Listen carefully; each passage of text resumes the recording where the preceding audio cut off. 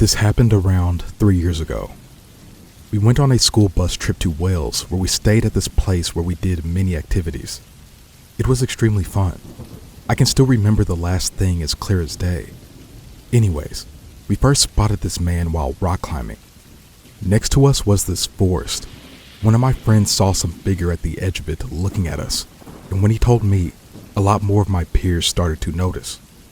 We told our instructor that someone was there, and since it was a private property, he and a colleague of his went to check it out.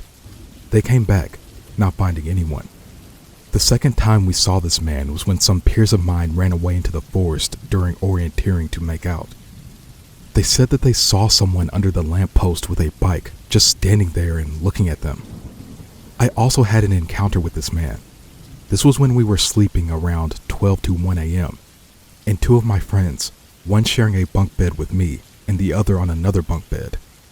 I went to the toilet and suddenly the light turned off while I was pissing. I was so scared. When I came out, I started screaming at my friends, and to cool off, I was sitting on the windowsill looking out. Our window looked out to the forest. I saw the man, and he saw me.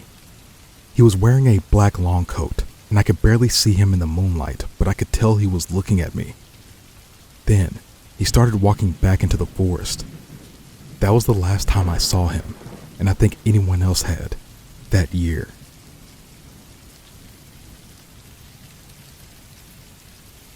At the elementary school I went to, there was a tradition for 5th and 6th graders to take a long day trip to Baltimore and Pittsburgh.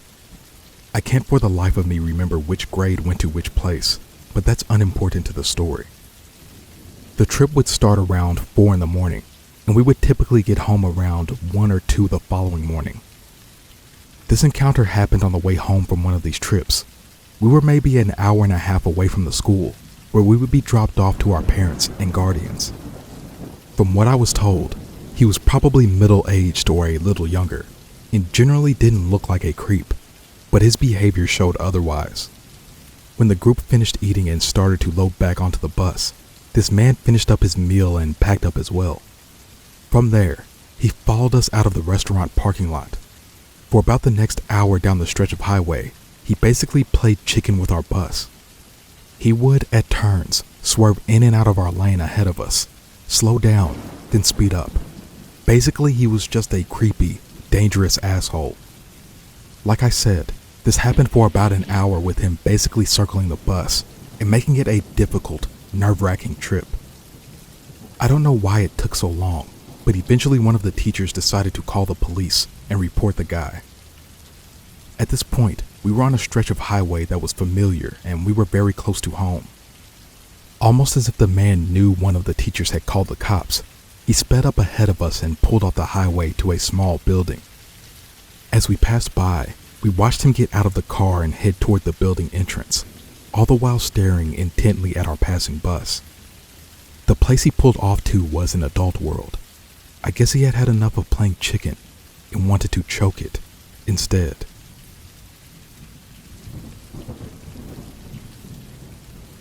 I am a 21-year-old straight male. I live in Germany, but I come from a small European country. This event happened before my removal to Germany. In my country, we have field trips, usually at the end of 8th grade, that last for a week or so. Now, I've had my fair share of stalkers, but nothing like this. It was September in 2014, and I went on a field trip to an island with my class. I was 14 at the time. There was this girl named Jane. Jane used to be a normal girl up until this point. She was always kind of shy and really kept to herself, but everyone liked her. She was never bullied or anything, just a normal, shy girl. We used to chat on Facebook a little bit, but nothing serious. I never really harbored any feelings toward her, neither in her favor nor against her. So back to the field trip. I smoked a couple of cigarettes with my mates in our hotel room, then we went outside. The teacher wanted to show us some plants that were specific for that area. Now, I've noticed that Jane was talking to me more often than before, and that she had walked very close to me, but I thought it was merely a coincidence. I didn't make a fuss about it. But as time went by, things started to get weird. She started touching me, hugging me, following me, respectively. On the third day, we went on a cruise to a nearby island, and during the cruise, she was sitting next to me. She had a camera and was taking pictures of me.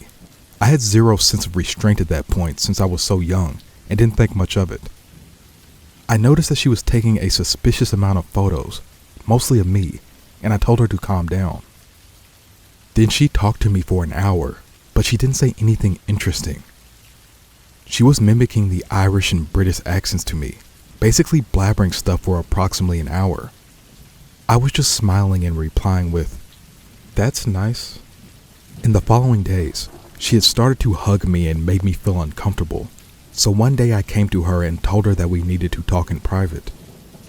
We went to the woods and I asked her if she was in love with me. She denied and kept saying that there had been a misunderstanding, but I knew there was something off about her. Then she told me her life story. She said that her mother is schizophrenic and that she's severely depressed about it. I felt sorry for her, but I told her that the touching was inappropriate. During our conversation, my mates wondered where I was and organized a search party for me. They found us eventually, but she had decided to stay behind and let me go. I have no idea what she was doing after I left. On one occasion, she came into our hotel room asking for water, as if there wasn't any water in her own room. However, when she got the requested water, she refused to leave the room. We got rid of her by telling her that we were going out to have some fun. The next day, the harassing got even worse. She would follow me around and hug me again. The peak of her abnormal behavior happened in the evening. I took a walk with a friend of mine and turned around briefly only to see her behind us. She was following us. I kid you not. I have never felt this kind of dread in my whole life. We had made our way down the shore and hid behind a big rock next to a police station. "We should go inside and tell the police we have a stalker," my friend joked. Anyway, she couldn't find us and eventually gave up. Finally, my best friend heard the story and went to her room to tell her to fuck off. I was infuriated with him because it was rude of him, regardless of her actions.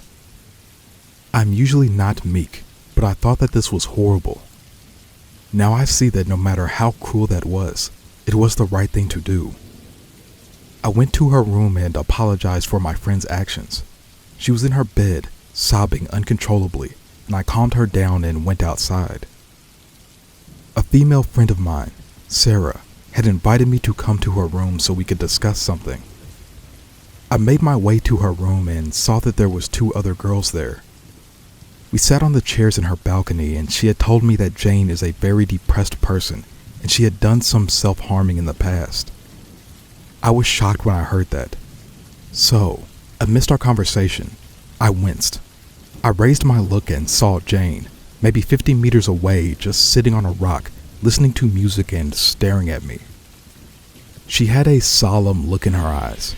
I suddenly felt dismay and told my friends that we have a spectator. They also winced, and we decided to pry on her a little bit before backing out to the bedroom. "Just stay away from her," was the last thing that Sarah told me before I left.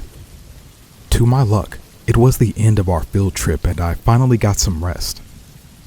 Weird encounters with her became fewer and fewer because she was often absent from school.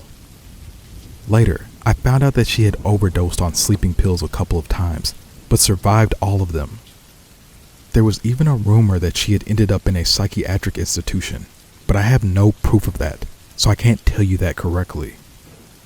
Anyway, the point of this story is that sometimes you have to be rude so you can prevent something like this happening to you.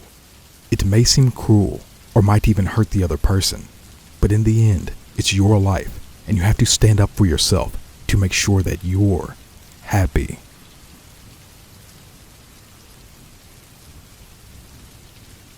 This is my first post, so bear with me.